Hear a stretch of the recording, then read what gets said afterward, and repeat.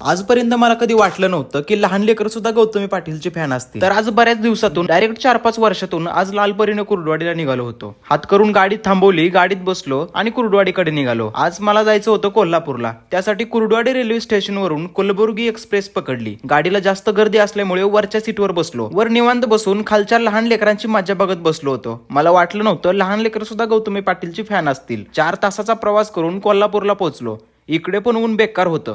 आईच्या गावात या उन्हाच्या बेकार ऊन असल्यामुळे सगळ्यात आधी इथला मोहब्बत का शरबत पिलो. आता मोहब्बत का शरबत म्हणजे काय असं बऱ्याच जणांना प्रश्न पडेल. तर कोल्हापूरमध्ये आल्यावर दसरा चौकाजवळ हा सरबत प्यायला विसरू नका. सरबत प्यायचा झाल्यावर बस स्टँडला गेलो, बस पकडली आणि कागलकडे निघालो. अर्ध्या तासात कागलला येऊन पोहोचलो. आईस्क्रीम खाल्ली आणि पाटलाच्या गाडीवर बसून त्यांच्या गावाकडे म्हणजे कसबा सांगावला निघालो. थोडं पुढे गेल्यावर स्वप्नील दादा भेटले. त्यांना गाडीवर घेतलं आणि त्यांच्या घरी गेलो. कोल्हापूरला मी 2-3 दिवस थांबणार आहे, त्यामुळे पुढचे व्हिडिओ बघायला विसरू नका आणि त्यासाठी अकाउंटला फॉलो करून घ्या.